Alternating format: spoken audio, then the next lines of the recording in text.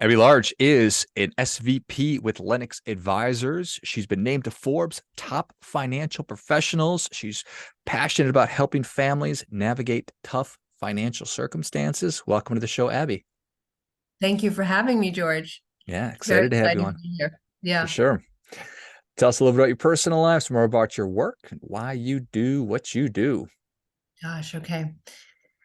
My personal life, I'm happily married, almost together 30 years. I have three children, twins that are 22 years old and off the payroll, living in Manhattan, having great jobs, very proud of them. And then I have a 16-year-old who is navigating being as successful as her older brother and sister. So that's been an interesting and wonderful ride. And we live in the East Coast, and I've lived on the East Coast for my entire life. Um, and I do what I do. I actually fell into it 30 years ago, just like any other normal 26-year-old would. And I walked into the interview, and there was something about everybody that I spoke to. They were in charge of their own destiny. They were healthy. They were happy. And they just loved what they were doing. And I thought, I don't know what's happening here, but I want in. So I spent the next year just, I was 26 years old, and I wasn't married and have children. It was the perfect time to just grind. And I didn't have an option. My family sold their home on Long Island, and they moved to Texas. And not that there's anything wrong with Texas, but I was a New York girl, and I didn't move with them. I had no money, I had no support, I had nothing. And I was referred to this place called the Cowan Financial Group, and the Cowan Financial Group turned eventually into Lenox Advisors, but with the same players there. We just sort of turned it into a more boutique-y kind of place.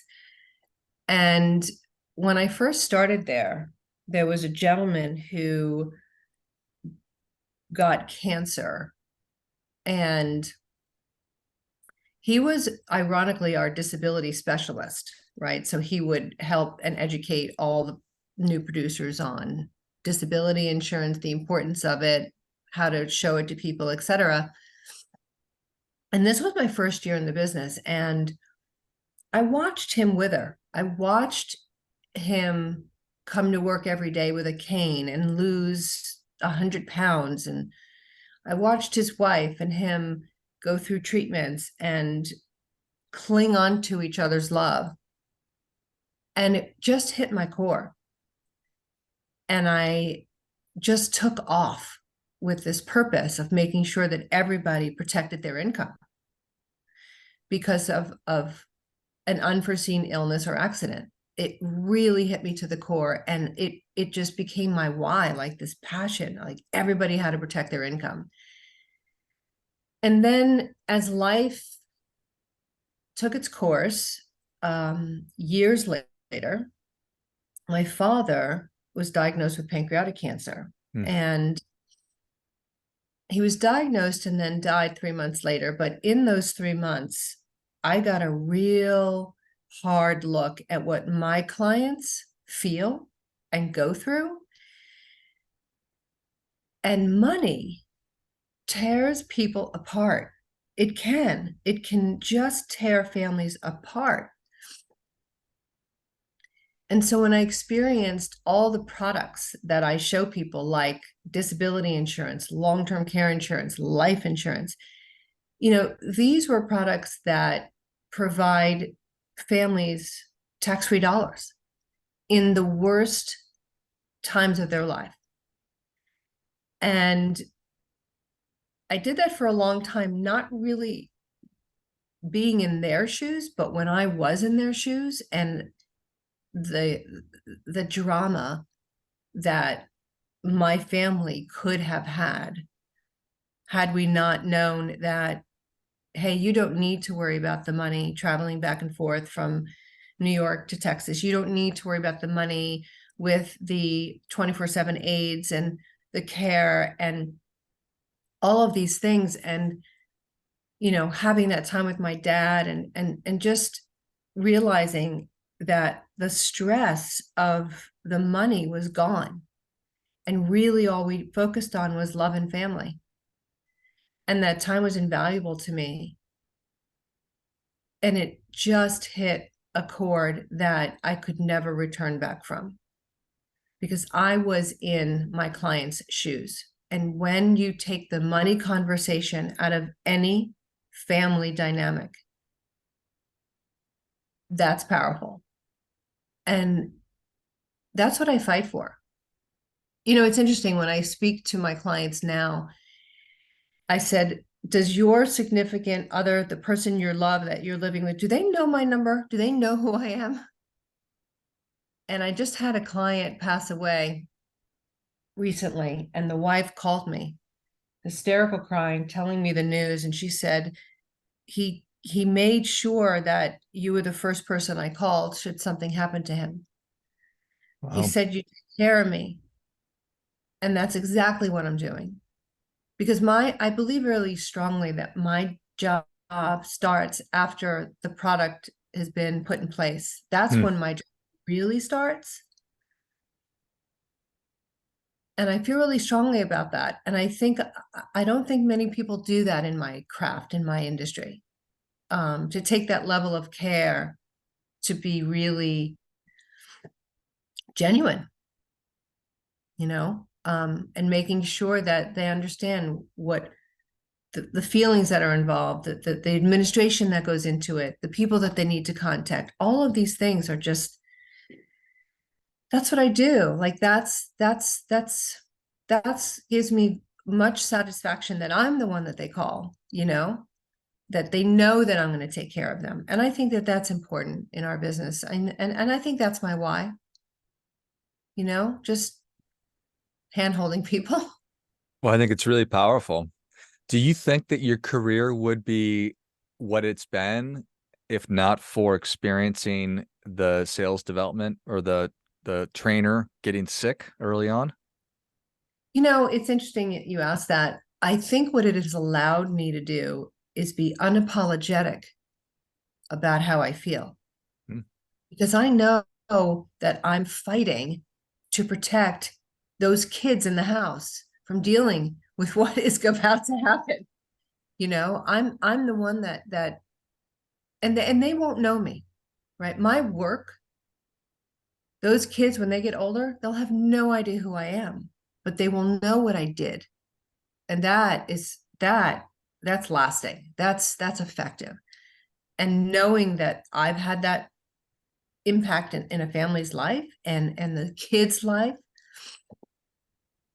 I mean, my husband, for example, he not that this show is about him, but it's interesting. He was 17. His father passed away suddenly. He was recruited to go to West Point. At West Point, you're not allowed home for a year. So he had to decline it because he was an only child and it was just him and his mom. So he stayed home. And he was trying to Stanford. He was an incredible athlete. He ran track and played football. He was an incredible athlete. He was being recruited everywhere. He went to Stanford. I'm sorry, Stanford wanted to make him an offer, but he couldn't get his SAT scores high enough. So he walked into the Penn State admissions office and they gave him a full ride. He had no money. Now, let me explain why this is important, because when his father died, his mother was the one that really made more money than the dad. But for some reason, this broker sold a life insurance policy to the dad and not the mom. And so when the dad died, they had no money. So there's this mission about making sure that you're protecting the kids, because his life drastically changed, right? So he went to Penn State. He ran track. He was the captain of the Penn State track team, Division I, total stud.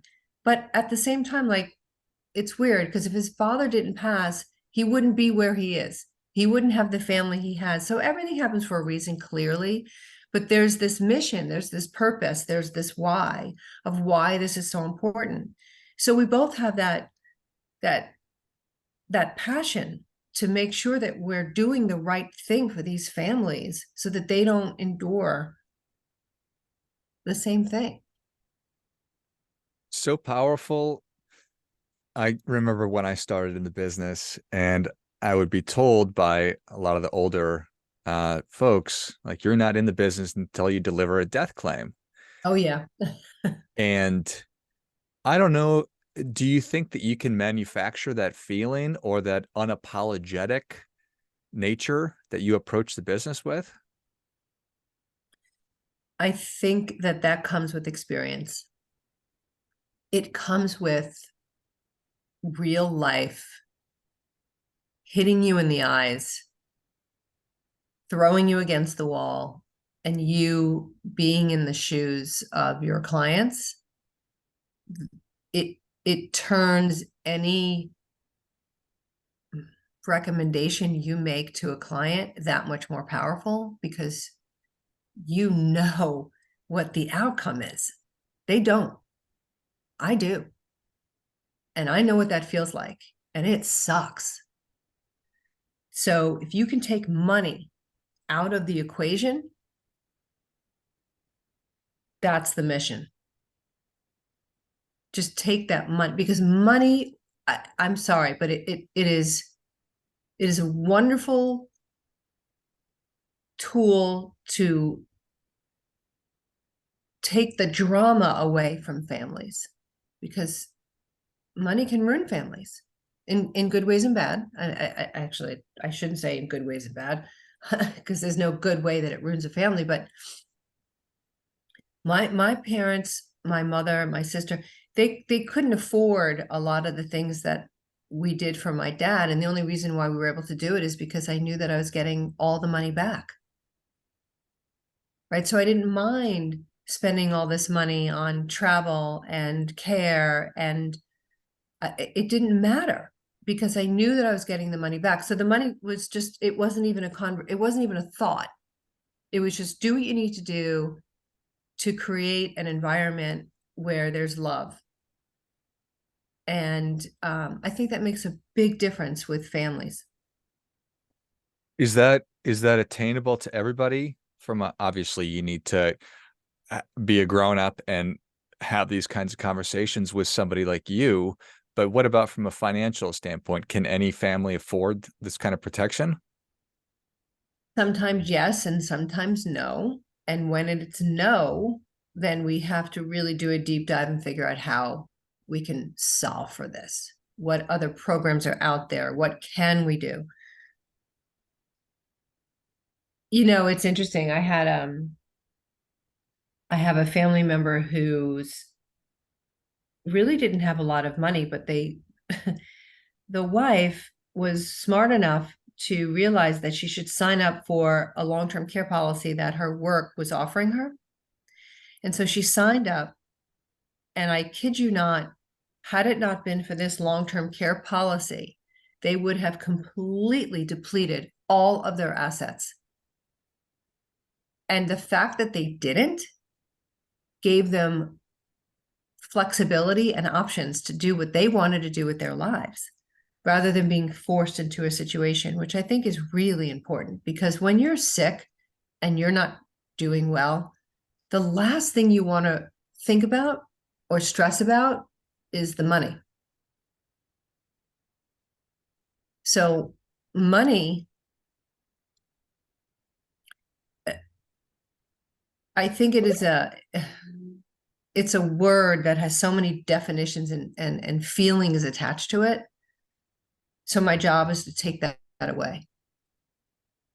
Take it away, so you could just focus on what's right. That makes sense? It makes all the sense in the world. And I think you put it really, really wonderfully.